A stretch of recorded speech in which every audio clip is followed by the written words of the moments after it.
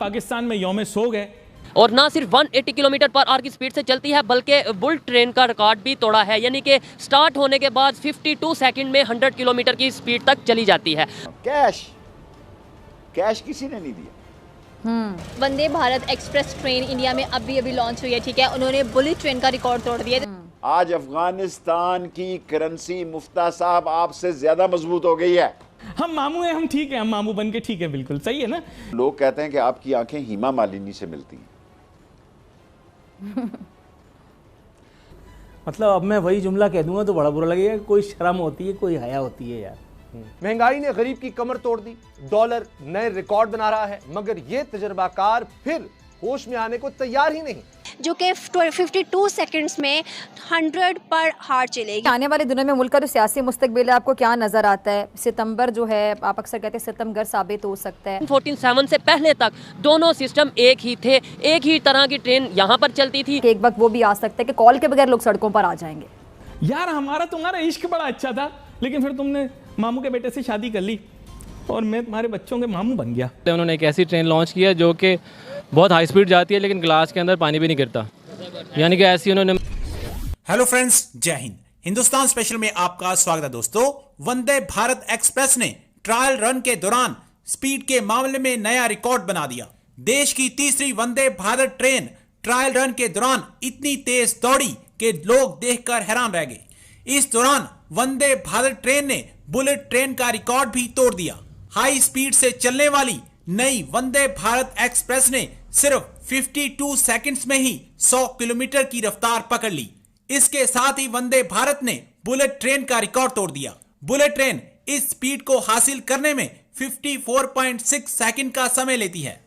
इस नई वंदे भारत ट्रेन की अधिकतम स्पीड 180 किलोमीटर प्रति घंटा है। आपको यहां बताने के इस ट्रायल का वीडियो केंद्रीय रेल राज्य मंत्री दर्शना विक्रम जरदोश ने अपने आधिकारिक ट्विटर पर शेयर किया। उन्होंने लिखा कि Vande Bharat express make in India का गौरव है।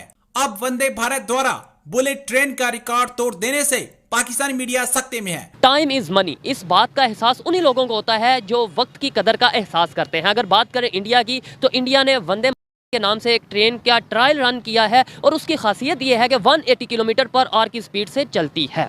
और ना सिर्फ 180 किलोमीटर पर आवर की स्पीड से चलती है बल्कि बुलेट ट्रेन का रिकॉर्ड भी तोड़ा है, यानी कि स्टार्ट होने के बाद 52 सेकंड में 100 किलोमीटर की स्पीड तक चली जाती है। बात करें पाकिस्तान के रेलवे सिस्टम की और इंडिया के रेलवे सिस्टम की, तो 1947 से पहले तक दोनों सिस्टम एक ही थे, एक ही तरह की ट्रेन यहाँ पर चलती थी और वहाँ पर भी वैसी ही ट्रेन चलती थी। आज अगर बात की जाए रेलवे सिस्टम के डेवलपमेंट की, तो इंडिया बहुत तेज़ी से डेवलप हो चुका है। ना सिर्फ डेवलप हो चुका है बल्कि प्रॉपर अपने मैन्युफैक्चरिंग भी, रेल के जो इंस्ट्रूमेंट्स वगैरह होते हैं, इवन व्हील वगैरह होते हैं, वो भी खुद मैन्युफैक्चर करने लगा है। और पाकिस्तान में अभी ना तो कोई इंजन बनते हैं और ना ही कोई रेलवे की अगर बात की जाए ट्रेन के बोगियाँ वगैरह बनती हैं। इस वाले से पाकिस्तान की आवाम से बात करेंगे कि आखिर क्या रीज़न है, ऐसी क्या वजह है कि हम लोग रेलवे सिस्टम को उस तरीके से डेवलप नहीं कर पाए जैसे इंडिया ने अपने रेलवे सिस्टम को डेवलप किया है। कि 1947 की बात की जाए, इंडिया का और पाकिस्तान का रेलवे सिस्टम एक ही था, एक ही ये सारे मामला थे। तो आज वो काफ़ी ज़्यादा डेवलप कर गए हैं। उन्होंने वहाँ पे वंदे भारत के नाम से ट्रेन बनाई है जो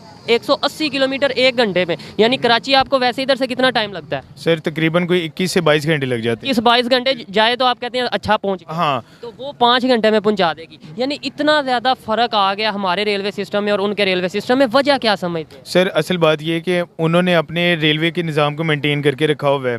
साथ साथ अब आप हमारे यहाँ पर देख लें कि यहाँ पर एक इंजन से वो 3-3 4-4 जो है सफ़र उसी से करते हैं।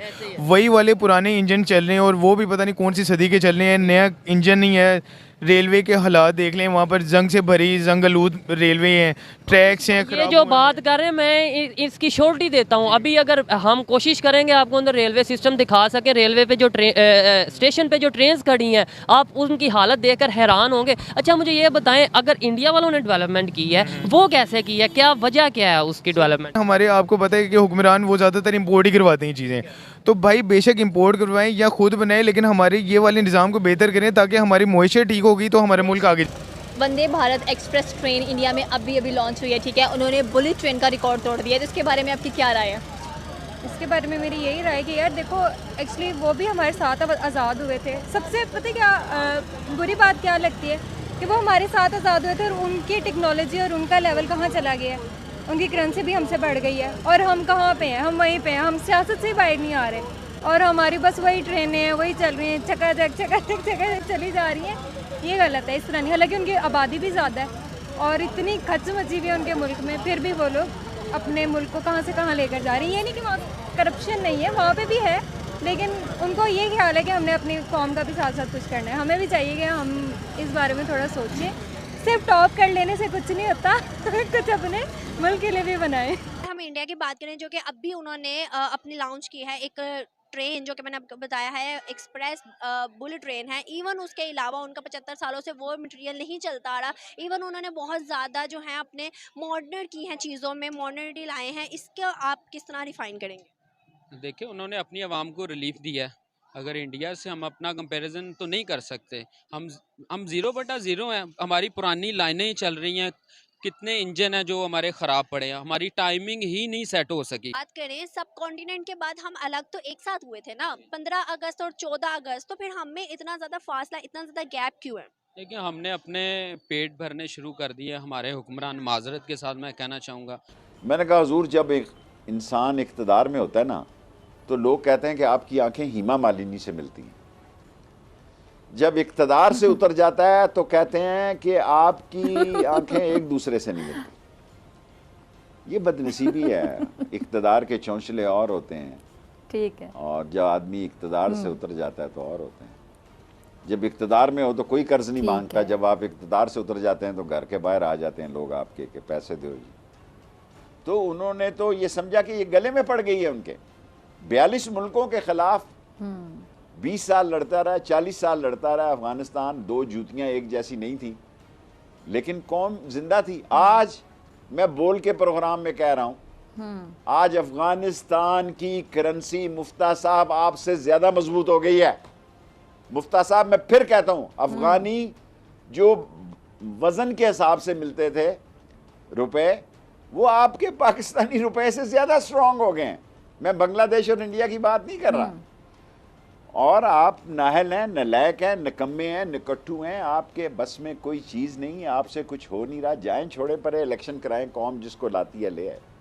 तस्वीर में नवाज शरीफ साहब को वज़ीर आज़म कह के शहबाज शरीफ साहब को क्या पैगाम दिया जा रहा था, और नून लीग की ही मोहतरमा ये पैगाम दे रही थी हिना परवेज़ भट्ट साहिबा। दूसरा, मुस्तकबिल का वज़ीर ख़जाना कह रहे थे सागडार साहब को। तो ये मिफ्ता इस्माइल साहब है, ये टाइम पास वज़ीर ख़जाना है। फिर सागडार साहब अगर वज़ीर ख़जाना बनना चाहते हैं, आए पाकिस्तान, क्यों भागे हुए वहाँ पे, आए फेस करें केसेस को। सही।